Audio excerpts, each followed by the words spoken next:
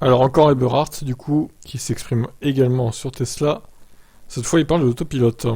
Donc d'abord, il a critiqué l'acquisition de SolarCity en 2016, une société spécialisée dans l'énergie solaire, qu'il qualifie de distraction pour Tesla. Rappelons que ce rachat avait fait l'objet d'un examen minutieux par les autorités. Pour cause, elle était dirigée par Lyndon Reeve, cousin d'Elon Musk. À l'époque, certains actionnaires ont même intenté une action en justice contre le patron de SpaceX. Selon eux, ce rachat n'avait qu'un seul but, renflouer les caisses de SolarCity en difficulté.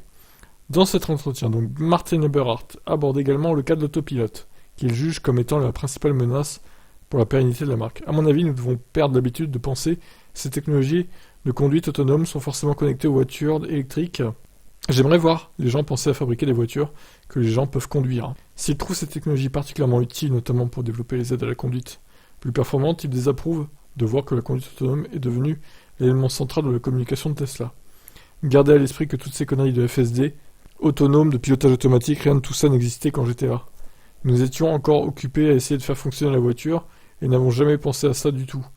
C'est venu plus tard, ça nécessite un budget beaucoup plus important que celui que nous avions à l'époque.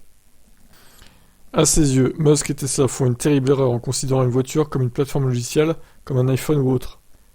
Sur ce point, les récents événements lui donnent raison. Chaque mise à jour logicielle de la FSD Beta est marquée par l'apparition de nouveaux bugs. Dernièrement, Tesla a admis que le FSD pouvait provoquer des accidents. Donc il continue, j'ai un iPhone et chaque fois que je reçois une mise à jour logicielle, il y a des bugs. Ce n'est pas très grave, c'est juste un désagrément sur l'iPhone.